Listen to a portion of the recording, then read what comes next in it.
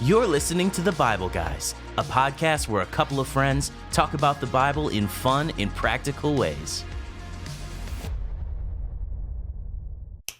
Well, welcome to The Bible Guys. What do you think? Well, no, I think that didn't work for me. No? How about, no. It was a little jazzy. Did you ever see SpongeBob where he goes, Krusty Krab? maybe I should have took that route. The Bible Guys. The Bible Guys. Maybe, whatever. I thought you were going to sing Good Morning. Oh, well, That's what I thought was I had coming. to switch it up. Okay. Right? Wow. That was incredible. You are so talented. Well, thank you for tuning in for this lame welcome. Yeah. But Well, we would hey, like to... if the ministry doesn't work out for you, maybe you have a future in jingles.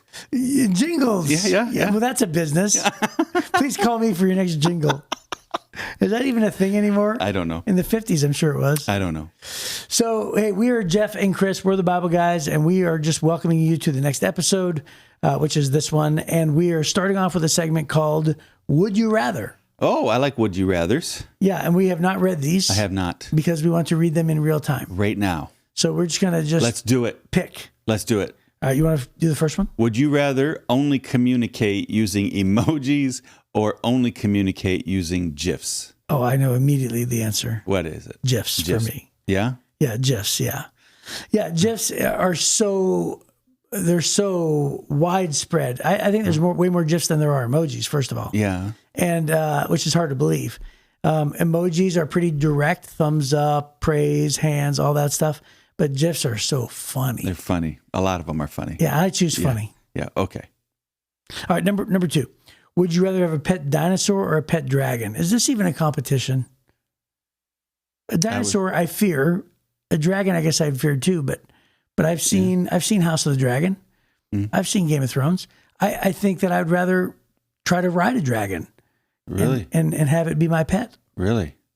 Yeah, be the next Khaleesi. So I thought, I don't know what you're talking about. I thought dinosaur, not dragon. Why? Because not all dinosaurs were violent.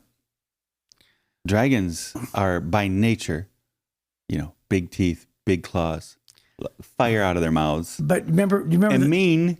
And hey, there are dinosaurs. Remember the dinosaurs that were just eating the leaves in Jurassic Park and sneezed on them? Yes. Those were nice dinosaurs. Hey, you ever see The Lion King, the cartoon? When they found Simba in the desert? Yes. And he goes, I have an idea. What if he was on our side? Remember? That's true. If a dragon was on your side, then you'd be the man. I don't know. Yeah. I chose dinosaur. You chose dragon. Okay. So there you go. That's all right. Let's just move on. Number. You read the third one. Yeah. Would you rather have your voice sound like Mickey Mouse or Darth Vader? That can't be a real question. That was a great one. That is a great one. Hi, my name is Chris Arba. I want to be Darth Vader. Yeah. Yep. Luke. Okay. Yeah. So Darth Vader. Yeah. I would choose Darth Vader over Mickey Mouse. Well, not only that, but Darth Vader's voice technically is James Earl Jones, who's one of the best voices in the universe. Ever. Yes. Ever in humanity. Yes. And so it makes for good preaching.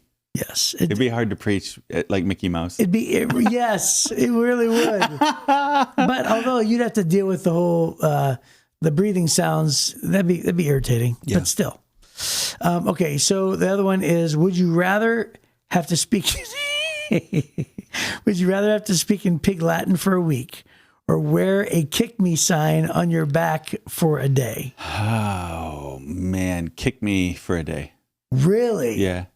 Yeah. Well, kick me could be pretty violent depending on who sees it. Because it doesn't say it's the only sign I could wear.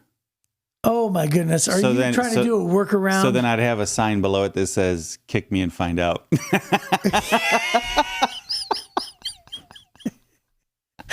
Kick me and then I just put underneath it and find out. Right. That's what I do. So I'd put 2 signs up. Oh man, that's a workaround, dude. Well. The intent of the question is to be kicked all day? To be punished by being kicked. Being kicked all day? Otherwise, it's not a competition. Come on, Jeff. Yeah. Okay. All right, but Pig Latin, which I already speak fluently. You're good at Pig Latin. So I could go ahead and say Pig Latin for a week for me. That's what I choose. Yeah. Mm-hmm. Yeah, but I'd have to speak with somebody who also speaks Pig Latin. Yes. So it's a conditional answer. Would Would you rather have a permanent clown smile or a permanent clown nose? Permanent for all time? Oh my gosh. That is a pretty funny question. That's a great one. These are good ones. Hey, permanent clown smile. You couldn't even interact with somebody. Well, you'd be like the Joker. Remember the who was the really crazy Joker? The not the crazy one, the earlier Joker. Jack Nicholson. Oh yeah. Remember his permanent smile? Yes. Yeah, that one. Yeah.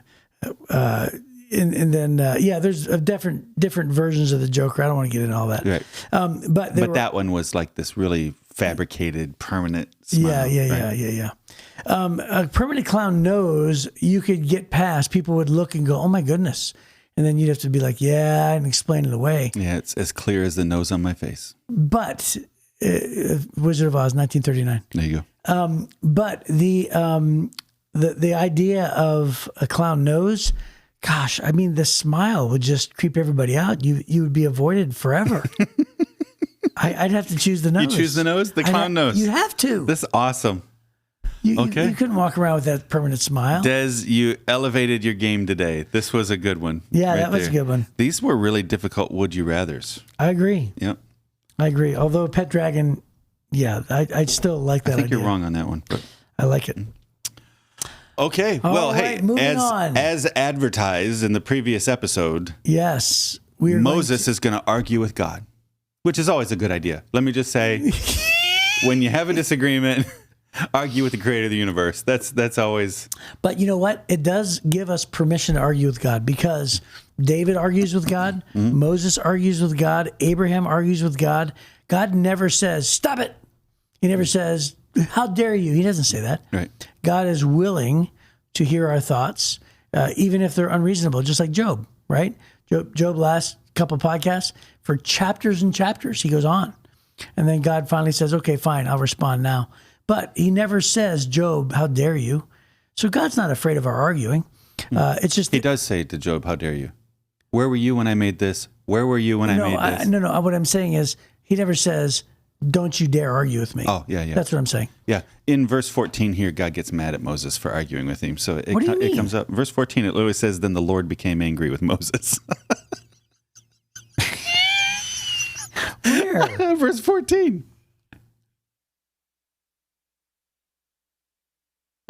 Well... We'll get to it. Let's read the story. Let's read the story. People are riveted now. People are riveted. Let's be clear. Okay, I'm going to wait to get to verse 14 and say verse 14 is a little different. Okay, here you go. It says, we're in Exodus chapter 4, verse 1. It's so good. It says, "But Moses protested again. What if they won't believe me or listen to me? What if they say the Lord never appeared to you?"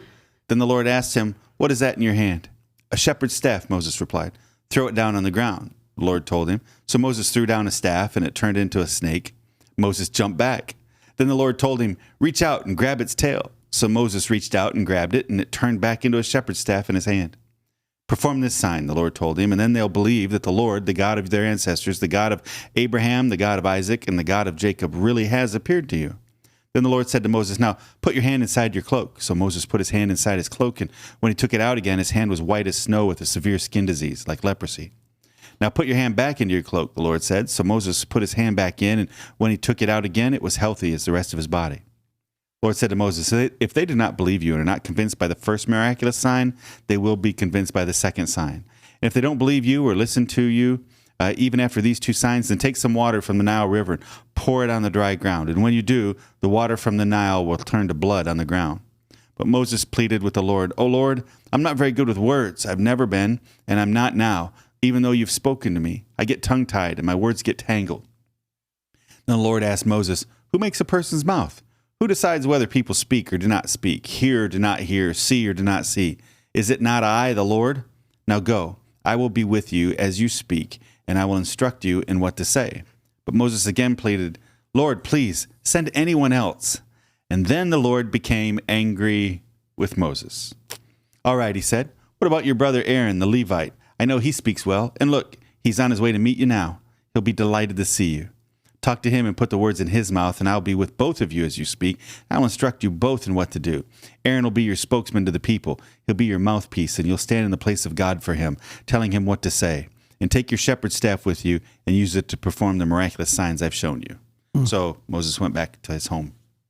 First of all, that's an amazing passage. Yeah, altogether. It's great. Yeah, Great. And I would defend myself a little bit by saying this: is that after all of the arguing and after all the rebuttals, Moses said no to God, and that's when God got angry. That's right. That's right. So the debating of going back and forth and reasoning with God, that's what I consider arguing, right? And then after all, I knew that was going to be your defense. And then That's all right. the arguing gets over. Yeah. God literally takes away every single complaint, every excuse that Moses has, and then Moses goes, says, "Send somebody else. No, I don't want to go. I'm not going." And then so God's like, okay, That's when God gets mad. Now I'm mad. Yeah. Now you're making me mad. You're just making excuses at this point. Right? But at least he doesn't smite him. Right? So, smite him. Yeah, smite me, almighty smite. Which, by the way, is a fabulous word. Yes. Just the whole idea of smiting. What movie? I don't know. Smite me, almighty smiter. Oh, Evan Almighty. Bruce Almighty. Bruce Almighty. Yes, okay. Jim I knew it was Carrey. one of the Almighties. So, so again, I made reference yesterday that I just recently preached a message. And so to summarize Moses' excuses is, yesterday he said to God, "Hey, I'm a nobody." And then today he says, "Hey, I'm not a communicator." And then he says, "I'm not convincing." And then finally he ends up saying, "Okay, fine, send somebody else. I don't want to go." Right. So he has all these different excuses, and every single time God answers with either a truth or a promise. And the truth is like, "Hey, I'm going to be with you. Here's the promise. I'm going to be with you. Hey, go ahead and I'll give you miracles." That's the promise. So he gives Moses all these different things. And sometimes when we go up against God and say, "God, I don't want to do this thing," we have to actually measure our fears and our excuses against the promises of God today, right? So if God equips us, if God calls us, if God asks us, to step out in faith, we have to cling to the promises of the scriptures, and because they're just as relevant for us today as these direct words were to Moses, right? Yeah. Yeah, I don't think he could fathom how. I mean, ultimately, he comes down to. I think his best argument isn't people aren't going to believe me. Man, when God makes it possible for you to turn water into blood and turn your hand to leprosy and turn your staff into a snake, you kind of go, okay, people are kind of going to believe that. Now it turns into, I don't think I can. Right? So at first it was, they're not going to believe me. Why? I don't have any credibility. God goes, I'll give you credibility. Well, then I don't think I can do it. I've never been good at speech class. I've always been terrified. I'm always a little tongue-tied. I'm a stutterer, whatever. And God's argument was, who made your mouth? Of course you can say what you need to say. Mm-hmm. You're saying it because I'm telling you to say it. And even then, Moses, after having seen his staff turn into a snake and his hand turn into leprosy, he's not convinced God can use him. I think a lot of times our inadequacies or our perceived inadequacies become so strong that even when we've seen God do other miraculous things, we still refuse to believe that God can use us. And that's when God gets a little upset with Moses. Yeah. Right. And here's such a great overlooked verse in this whole dialogue. Verse number 2, the Lord asked him, "What is that in your hand?" Yeah. And he says, "A shepherd's staff," Yep. Moses replied. Now, what's so interesting about this is, first of all, do you think God didn't know it was a shepherd's staff? Yeah, right. So he's asking Moses to identify what's in his hand. He says a shepherd's staff. Now, if you think about it, that staff represented three things in Moses' life. It represented his identity. It was who he was, right? When you see somebody walking down a road, and they have a shepherd's staff, you know they're a shepherd. Yeah. Right. So it is. I'm going to bet that guy's a shepherd. Right. It is who he is. Or right? a stickball player. Those are the two. Yeah. He's either a stickball player or he's a shepherd. Yeah. One of the One other. of the two. Yeah. One of the other. Okay. So I'm pretty sure it's a shepherd. shepherd's staff. Yeah. So it's his identity. The second thing it represents is his income. Right. Mm-hmm. So it's basically that shepherd's staff represents his livelihood. Right. The third thing it represents is his influence. Right. So his position, his title. Yeah. And then the next verse that, the very next words, it says, "Throw it down on the ground." And then, basically he's saying, throw it down on the ground and watch what I can do with it. So I think to myself, surrender it. You surrender it. So it's like God asks us to throw down our identity, our income, our influence, everything that men especially hold dear, you know?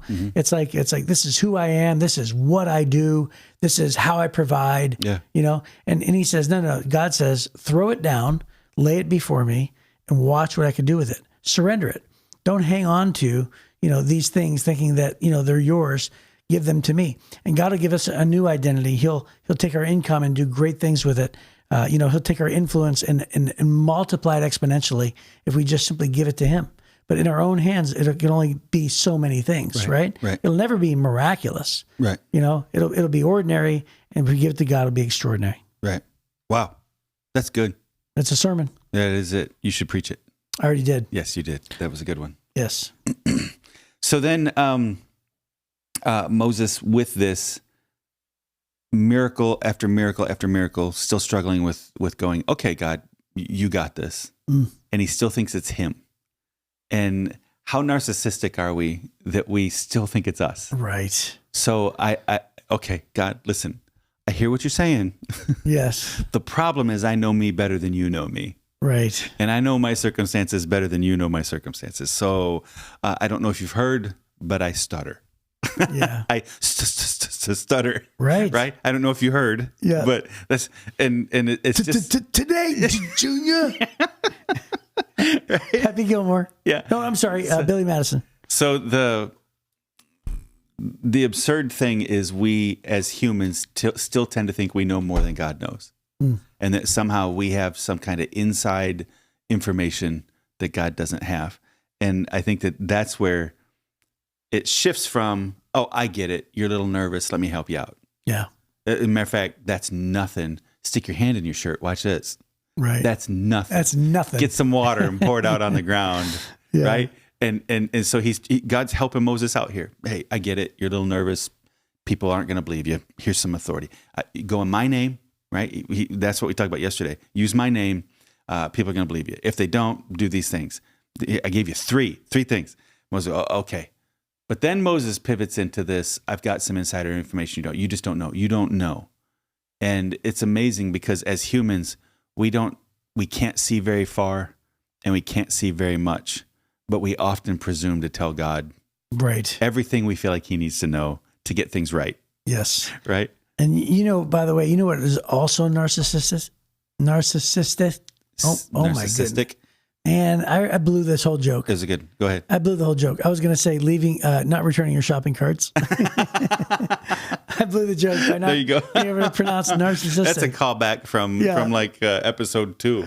Right. Mm-hmm. So that's funny. It wasn't episode 2, but it's a long time. Yeah. I told Kyle Crenshaw, who's the executive campus pastor over at Inlay City campus, he returning shopping carts, not returning them is a really big thing with him. Mm-hmm. And he actually used it recently in a sermon. And I said, you should have said it's the beginning of narcissism. It is. It is. There you go. So, yeah. And so Moses goes back and pleads. And by the way, we never talked about the fact that God says, reach out and grab the snake by its tail. Yeah. No, thank you. No, thank you. You're supposed to grab a snake by its head. Right. Or near its neck. That's right. Right. You're not supposed to grab it by its tail because if you do that, then, you know, it's now the more docile snakes. I've seen snake handlers grab them by their tails. Yeah. You know, the ones that aren't going to be lethal. I've seen that before. But, you know, if it's a snake that's, I guess it doesn't say cobra. Do you hang out a lot with snake handlers? I didn't mean personally. I mean, like if you watch movies. Oh, okay. And they take movies. I was going to say some of my snake handling friends. And you watch those documentaries, right? Sure. Oh yeah. They pick up a snake. Sometimes they'll do it by its tail. Yeah. Or sometimes like little video clips. But in all fairness, I have been with snake handlers several times. So yeah. Yeah. So sometimes I'm making fun of you, and I'm the nerd. Well, I just realized even by me making that comment, I just assumed it was a cobra. I assumed it was a deadly snake. A deadly snake. But it doesn't say that, does it? Is that what it says? No, it doesn't say that at all. Mm-hmm. But I picture myself like in the Middle East. You remember, did I ever tell you the time I went to... in the Middle East is trying to kill you. Yes. Yeah. When I went to Africa, and this is a quick story, there was a pastor there, Pastor Abraham. And he says, I said, hey, I have to use the restroom. And it was number 1, right? Mm-hmm. And he says, and I said, where's the restroom? And then he motioned to the entire plane. It's all the restroom. And he goes, yeah, right here. Just go use the restroom. Well, you know that there's like little bushes, right? But there's no big tall trees. Sure. So these bushes maybe stand up like waist high, right? And so you can basically see forever. Sure. Well, I decided to walk far away from the village because I didn't want anybody to see me. I didn't want to be rude, right? So I'm like, okay, so I leave the little enclosed village and the fences. I walk really far, and I find a bush, and I'm standing behind this bush. And I look over, and as I'm in the middle of my deal, I look over, and there's a black mamba snake. And I just researched black mambas. I knew exactly what it looked like. Right. I looked over, and it was probably maybe, I'm trying to measure here, I would say 12 to 15 feet away. Wow. Okay. And they jump that far. Mambas are fast. Yeah. And they jump that far and they're fat. So it's 15 feet away and it was curled up. And so right away I'm thinking to myself like, okay, hope I didn't eat like asparagus or something like, make it mad. Yeah. Make it mad. So okay.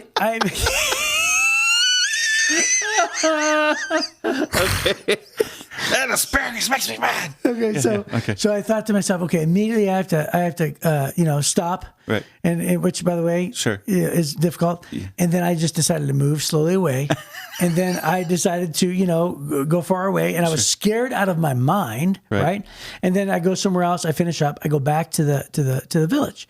I look over Pastor Abraham, and I am just literally I'm shaking. I'm sweating. I am scared out of my mind. I thought to myself, by the way, did I mention that we had to drive 11 hours to get there, and then we parked the car and walked an hour? Oh, right. And if you get bit by a black mamba, if you're not treated in 30 minutes, you're dead. Yes. Right. So literally, that was death. That was literal death. Yeah. There's no hope.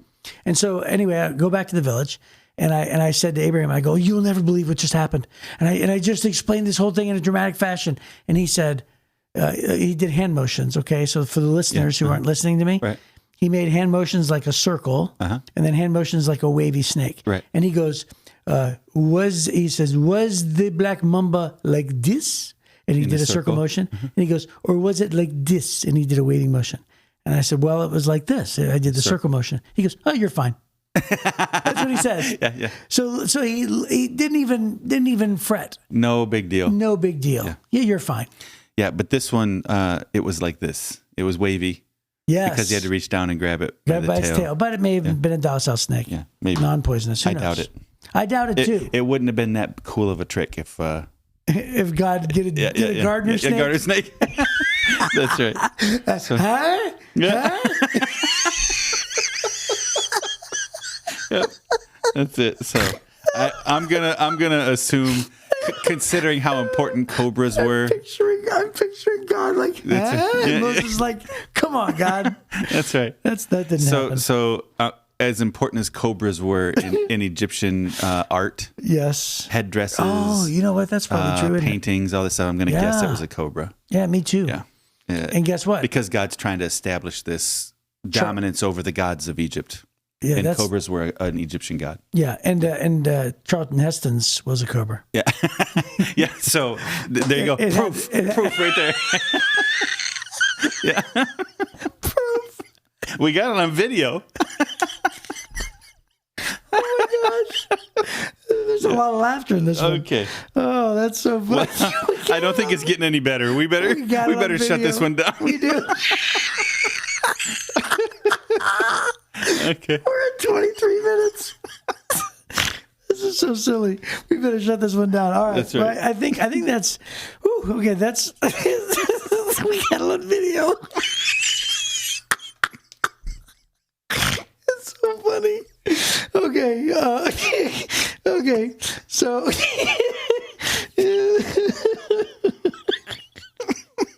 Do you need some help? This is bad. I'm trying to wrap up with a good thought here. I don't want to leave on just on crying and laughing. So I guess there's a lot of sermons in here, right? Yeah, do what God tells you to do, and He'll help you out. Yeah, and I think that when He says please send somebody else, I think sometimes what we do is we come up with excuses. There's another sermon. We come up with excuses, but we're trying to hide the real reason. We just don't want to do it. Right? We didn't mention that yet. The fact that we said, well, if I do give this money to help this lady down the street, I won't have enough to do this or that, or we'll try to justify, well, if I do go here, it might cost me. I might be late for this, and we'll come up with any excuse that we can, but if God nudges us to do a specific thing, the reality is sometimes we actually just don't want to do it. That's right. And so, and God can see right through that. And it's only when Moses said no, that God actually got angry. There you go. Which is what we mentioned at the beginning. So, yes. All right, that's good. So we'll leave on that note. And we're going to try harder tomorrow. Oh, It'll be better guys. tomorrow. We'll see you next time on the Bible, guys.